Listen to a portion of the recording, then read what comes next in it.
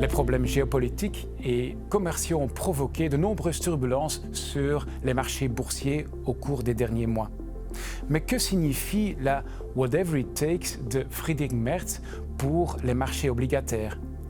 J'en parle avec David Willems, Senior Strategist chez KBC Asset Management. Si vous préférez écouter cette conversation plutôt de la regarder, abonnez-vous sur notre chaîne Financial DJ sur iTunes ou Spotify.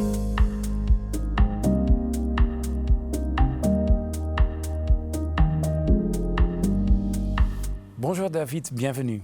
Bonjour Marc. Maintenant que la liberté et la paix sont menacées sur notre continent, pour notre sécurité et notre défense, il faut également l'adagio « whatever it takes ». Ce sont littéralement les mots du nouveau chancelier allemand Friedrich Merz dans une conférence de presse le 4 mars. Maintenant, avec ça, on va tout de suite quitter le Schuldenbremse ou l'endettement, le plafond sur l'endettement, avec comme résultat une augmentation du taux d'intérêt allemand sur 10 ans de 0,4%. C'est correct? Quelles sont les conséquences? Oui, tout à fait, Marc. Lors de cette conférence de presse, l'Allemagne a annoncé un plan d'investissement exceptionnel avec des investissements en infrastructure et au niveau de la défense. À terme, ceci est une bonne nouvelle parce que ça va soutenir la croissance économique en zone euro et donc ça explique cette hausse des taux d'intérêt. Le gouvernement allemand va cependant devoir financer ces investissements en contractant des nouveaux emprunts sur les marchés financiers. Cette attente d'une offre supplémentaire d'obligations explique aussi cette baisse des prix et cette hausse des taux d'intérêt observés. OK. Mais peut-être faut-il clarifier encore une chose d'abord. Chaque fois qu'il y a une hausse des taux d'intérêt, il y a une baisse des prix des obligations, n'est-ce pas? Oui, tout à fait. Donc, quand les taux d'intérêt obligataires augmentent, le prix des obligations diminue et inversement. Oui. Prenons un exemple, avec une obligation avec un coupon de 3% et un prix à 100%. Un peu plus tard, le taux obligataire augmente de 1 point de pourcentage et on a une nouvelle émission obligataire avec un coupon de 4% et un prix de 100%. Si le prix des deux obligations reste à 100%, tout logiquement, l'investisseur va choisir l'obligation avec la rémunération la plus élevée et donc choisir l'obligation avec le coupon de 4%. Pour que donc ces deux obligations se retrouvent sur un pied d'égalité, le prix de la première obligation, celle avec le coupon de 3%, bien, ce prix doit donc diminuer pour la rendre plus attractive. Voilà comme une décote sur le prix comme compensation pour le coupon plus faible. Oui.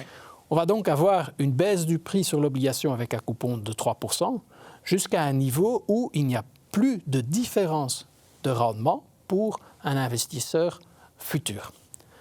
Cet exemple illustre donc qu'en cas de hausse des taux obligataires, le prix des obligations diminue. OK, c'est très clair, David, merci. Pour en revenir à la cause de cette hausse des taux d'intérêt, peux-tu nous expliquer un peu plus sur les plans fiscaux allemands? En fait, il y a deux plans importants qui ont été annoncés. D'une part, le plan fiscal en Allemagne, qu'on a déjà évoqué, avec des investissements qui seront permis en infrastructure et une possibilité d'investir aussi plus dans la défense.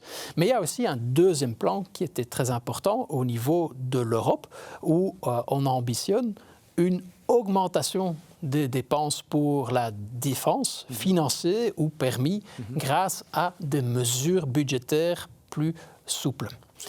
Ce plan est connu sous le nom de ReArm Europe. OK, David, mais c'est quand même une bonne chose pour l'économie européenne, n'est-ce pas? Oui, tout à fait. Ces investissements vont soutenir la croissance en zone euro où, vu sous un angle différent, ça réduit la probabilité de récession. De ce fait, les investisseurs ont moins de nécessité ou de besoin de se réfugier dans les obligations. L'appétit moindre pour ces obligations veut dire aussi une demande moins importante, donc une baisse sur les prix et une hausse des taux d'intérêt.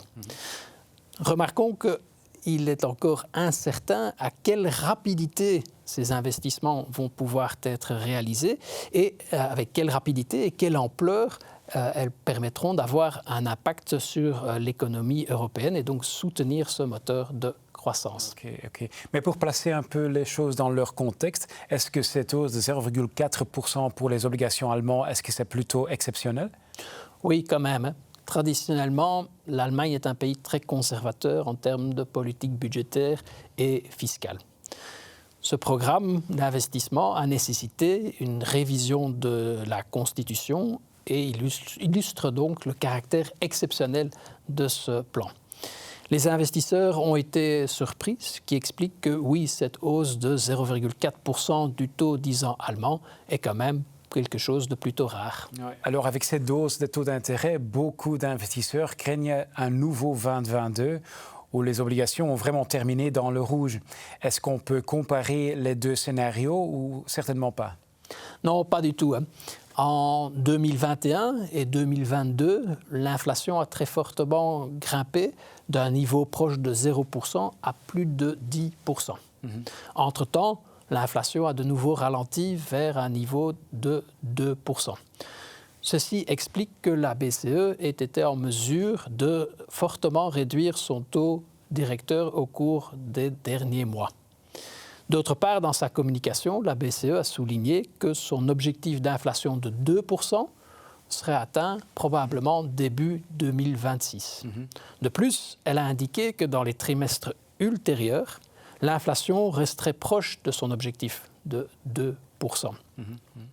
Enfin, quand on regarde au niveau des marchés financiers, on ne voit pas d'attente d'inflation élevée au niveau de la zone euro. Oui, OK. Passons à l'autre côté de l'océan. Avec le président Trump, les investisseurs sont confrontés avec pas mal de craintes. Est-ce que, entre autres, les droits de douane vont impacter également le marché obligataire?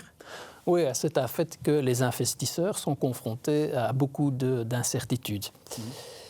La politique de Trump est surtout un risque en termes de croissance plutôt qu'en termes d'inflation.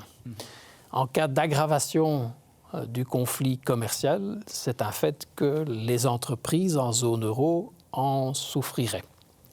Dans un tel scénario, il n'est pas impossible que le moteur de croissance ralentisse d'abord fortement avant que ces investissements permettent de stimuler à nouveau la croissance économique en zone euro. OK. Et quelles sont maintenant les attentes de KBC Asset Management au niveau des obligations dans la zone euro? Nous attendons des taux obligataires stables ou en légère baisse, donc pas de forte correction. Le taux 10 ans allemand est proche d'un niveau le plus élevé depuis la crise en zone euro. Donc dans un contexte historique, le taux obligataire est plutôt attractif. Et d'autre part, il est possible que dans une situation de nouvelles turbulences sur les marchés financiers, par exemple à cause des droits de douane, les investisseurs fuient de nouveau vers ces obligations. Donc il y a une nouvelle demande pour les obligations, ce qui permettrait au prix de légèrement réaugmenter. OK. Il s'agit donc d'un moment historique attrayant pour les obligations à long terme, surtout qu'au niveau de la BCE, ils vont encore baisser le taux directeur à court terme. Oui, la BCE a fortement réduit son taux directeur depuis juin 2024 d'un niveau de 4% à 2,5% actuellement. Ceci explique aussi que les taux monétaires ont fortement diminué au cours des derniers mois. Il est probable que la BCE continue à légèrement réduire son taux directeur, donc il n'est pas exclu que également la rémunération sur les liquidités diminue encore quelque peu. Le cash a un avantage, c'est que le rendement ne peut pas être négatif. Mais quand on compare les rendements actuels au niveau des obligations souveraines en euros, bien ce rendement est supérieur ou nettement supérieur à celui en liquidité en euros. Ok David, je propose que je résume notre conversation en 3 thèmes importants.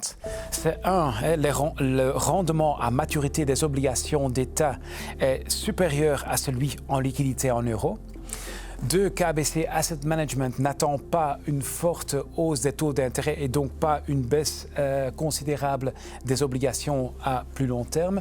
Et 3, la rémunération des liquidités est inférieure à la rémunération sur les obligations à plus long terme. Exactement. Merci beaucoup pour vos bonnes explications, David. Avec plaisir, Marc. Et merci de nous avoir écoutés ou regardés. On se donne rendez-vous le mois prochain pour un nouveau Zoom Invest.